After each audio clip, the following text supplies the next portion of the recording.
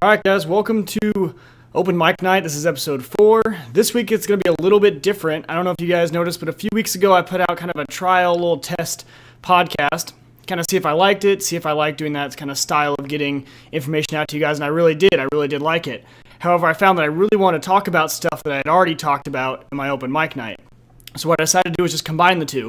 And so now Open Mic Night is going to be still live on Tuesday nights, but we're going to do a lot more stuff. We're going to talk about news. I'm going to give you guys some picks of the week, like things that I like in technology. Maybe that's a podcast, maybe that's an app, something like that. I'm also going to give you guys maybe a tip, one tip each week to make your lives a little bit easier. And then this episode, after you've watched it, if you watch live or if you don't, you can also download it later as a podcast. So it'll be at weagertech.com/openmicnight, and that was now a podcast stream as well. So you can download it in audio format, or you can just go back and watch the video if you want. So I'm excited to start that. I think it'll work a little bit better, and I just didn't have enough content to put into 2 full shows, so that's why I decided to do it this way. So I decided we can just jump right on in. This news isn't actually really current. It's actually more December news, but the iBeacon is now in Apple retail stores as well as some other stores across the nation. Now, for those of you who don't know what iBeacon is, it's a little Bluetooth device that they can put in their stores. And what it does is if you walk by and if you have the app for that certain store, so let's say for the Apple store, if you have the Apple app, and you have the app installed and certain settings turned on and all that such, you can actually, when you walk by a certain device that has an iBeacon on it, let's say they had an iBeacon next to their iPads or next to some accessories, your phone might get a notification, maybe tell you that some are on sale, maybe give you some information on it. Pretty much it's just a little, like it says, beacon that reaches out to your phone and says, hey, there's something around you that's interesting, and there's something that I want to tell you about it. It's pretty much all it is. I think Apple right now is primarily using them in their accessory section, which makes a lot of sense because in the accessory section, it can get a little messy. You got a lot of different devices on that wall. You got a lot of different things. Anything to draw more attention to those walls that people, I think, tend to ignore. People are in there. They're playing with the Macs. They're playing with the iPads. Something to draw the attention more to the accessories is good for Apple. I believe another one was maybe Macy's. Macy's might be another store. I'm not sure which other store adapted, but they're slowly, each store is kind of slowly adapting it. A lot of stores actually have their own kind of iBeacon. There's actually some outlet malls around here where I live that are actually using not specifically iBeacons, but the same sort of technology, a Bluetooth device that lets shoppers know in their store about certain sales or information about their products. Really exciting. I kind of like it. It makes the shopping experience a little more interactive, and it touches my nerdy side every time I have to go out shopping, which I don't like shopping, so it makes it a little more interesting, a little more fun. But a lot of people are talking about what this could mean for the future. So people are worried about, are these iBeacons collecting data on me? And what kind of data are they collecting? Now, as of now, Apple says that they're not collecting data about the user, and so you don't have to worry. But it's definitely something that they could start doing in the future and maybe not even tell us about it. I'm not too worried about this because if they want to know my buying habits, if they want to know what I'm walking around, great. If it makes them a better store, if it makes them a better retailer, that's all the better for me. Now, that's my opinion. I know a lot of people are worried about privacy issues. They don't want a store certainly knowing what they're buying, when they're buying, where they're walking in their store. But I think it's really going to help out stores. If a store can tell what areas of the store are getting good foot traffic, what devices, what maybe even if it's a clothing store, what clothing items are getting a lot of attention, maybe they can rearrange their store, make it easier for us, put the more popular stuff in front, or if they're trying to get more sales, maybe put the more popular stuff in back. And it just makes it easier for the consumer, makes them more money, and I think it's an overall good thing for everyone. I don't think there's really a downside, but I'm sure we'll see it. I'm sure we'll have one bad story of data collection on the iBeacons, and I'm sure it'll make the news and people will be up in arms about it. But until then, I'm a big supporter of it. I think it's a great idea. And what they actually announced, the kind of cool part about this that kind of slipped into the news was that some of the newer iPads and iPhones are actually iBeacon ready. So if certain stores have, let's say, an iPad that displays data about their product, that iPad can be an iBeacon. And that was kind of tricky. Apple didn't really tell us that when they when they're making these new devices that it was going to be an iBeacon, that it had that capability, but they do. So each of your devices not only can receive iBeacon data, but technically could be used as an iBeacon to also send out data. Kind of cool there. I kind of like it. I don't know, I just kind of like when companies slip things in and people don't notice them right away. And as big as the media is nowadays, if we missed something, that's kind of cool. I kind of like that. It makes it exciting. But there's also, speaking of retail stores and the iBeacon, facial recognition software is now being used in stores. Kind of interesting. This story came out early December, pretty much saying that not as sophisticated, maybe not as gathering much data as an iBeacon, but that the cameras in a lot of these stores are using facial recognition software. Now, the store didn't have too many details of what that's being used for and that sort of stuff. But, of course, people started, again, like the iBeacon thing, to freak out and wonder what the future of this would be. Are they going to track me? Are they going to track me from store to store? What are they going to know about me? And that's even a little bit scarier because it's picking up your face, it's facial recognition. It's picking up you as a person. It's not just picking up your device. It's not just picking up your phone. It's picking up you. So that one I'm a little more skeptical on. Don't know how wide it's going to get. Don't know how many people are going to start using it. Again, these are all just kind of little stories. They all kind of came out around the holiday season, obviously because, biggest retail quarter of the year. But a lot of stuff like that, it's just fun to talk about, fun to speculate what's going to be on in the future. But again, I'm not too worried about it, and I don't think you guys should be. I know I have some people who watch the show who have a lot of security questions. A lot of them email me a lot about, security issues on their computer and stuff like that. But I would say don't worry about this technology, and especially don't worry about the iBeacons if you don't have a smartphone or if you keep your Bluetooth off. There's nothing to worry about. They're not gathering data on you. If you keep your Bluetooth off when you're walking through these places, and even if you don't have their app, a lot of times you've had to give them permission in an app for them to use the iBeacon anyway. So don't worry about it. I think it'll be fine. And again, it's an opt-in feature, not an opt-out feature. So you have to turn that feature on in the app anyways for iBeacons and that sort of stuff. Now, facial recognition, obviously we have no control over that. That's the cameras. That's a little scarier, but we'll see where that goes. We'll see where the news picks up and what kind of stories come out of that in the next few months.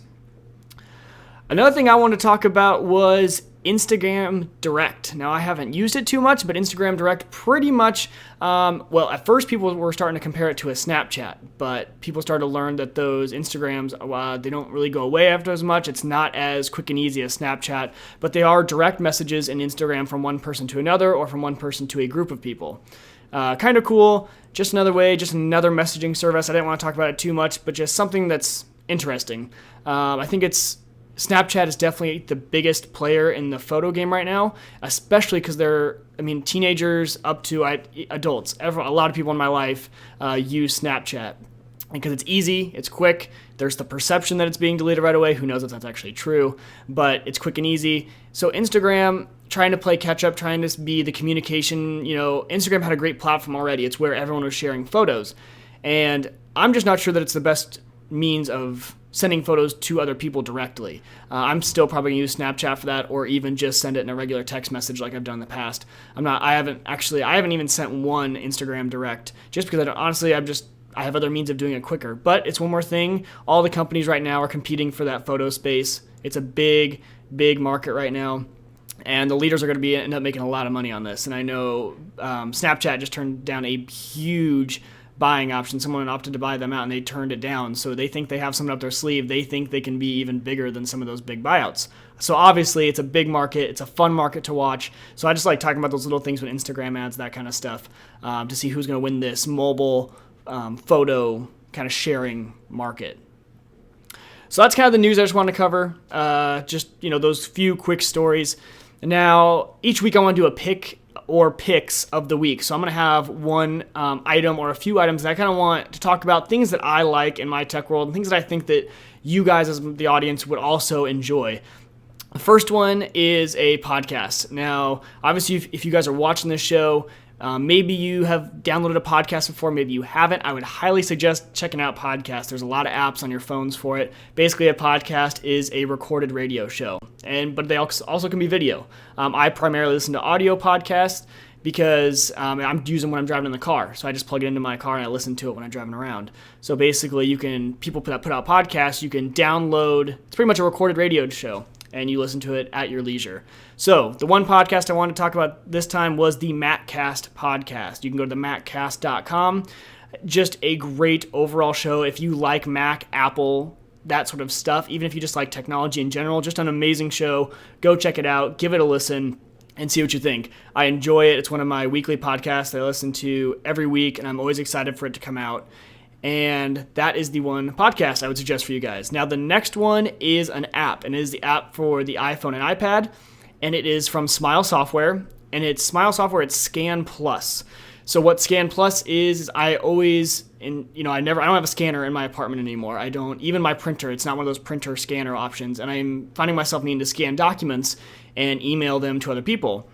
whether that be bills or anything you want, or even just to store those documents. Like if you want to store all your bills, if you want to scan them as a PDF and store them. So what this app does, it scans, you can just take a photo with your phone and it scans the document, saves as a PDF. But what it also does is it scans all the text and makes it searchable. That's what I love about this specific app, is it's searchable.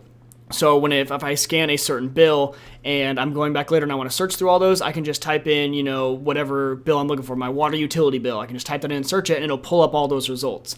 So it's got live OCR scanning, which I really, really like, and it's actually been a huge blessing. I had an old scanning app on my phone that did not have that, and I was amazed how much I used the search feature on the new app. So it's really, really nice to have. But those are my 2 picks of the week. So one app, remember Smile Software, it's Scan Plus, and also go give the MacCast podcast a listen. That's at themaccast.com. Okay, so one more tip I wanted to show you guys. Each week I'm going to do a tip, one little tech tip, one thing to make your lives a little bit easier. But this week, the tech tip is going to be when you are taking photos on your iPhone. If you have an iPhone and you are taking a photo, a lot of people don't know if you're in the standard photo app. I'm not sure if it works on all photo apps. So if you have a different application that you use besides the camera app that comes on the iPhone, I'm not sure if this works.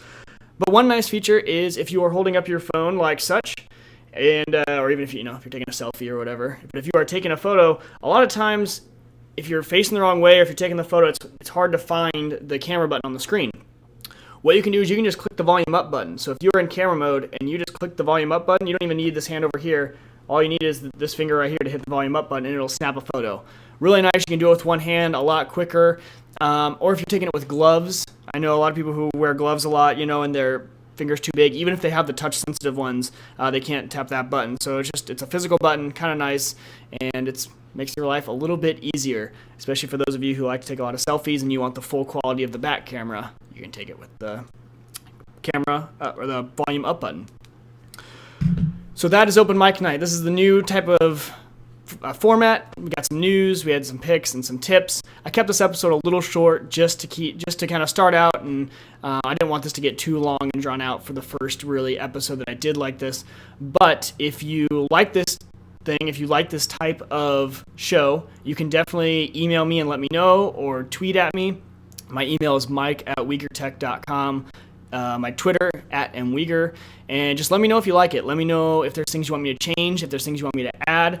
I'm totally open to suggestions, and I really like hearing from the audience. And I've gotten a few suggestions already, and that's kind of why I changed it up. That's why I changed the format of the show.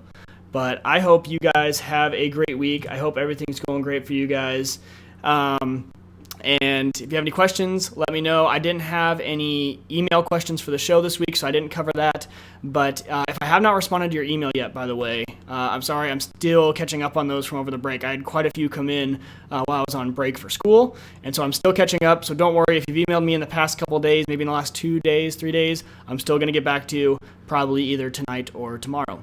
So you guys have a great week, and I will see you next Tuesday at 7. There might also be a new announcement of a new show. I've been talking with a buddy of mine to see if we want to do another kind of non-tech show, just kind of a normal, just talk about the week, the news, or whatever we want to talk about, maybe stories of our life sort of thing. So that might be happening, might not, who knows, but I might send out a tweet or announce that later. You guys have a great week. Hope everything goes well for you. Contact me if you have any questions, but until then, peace.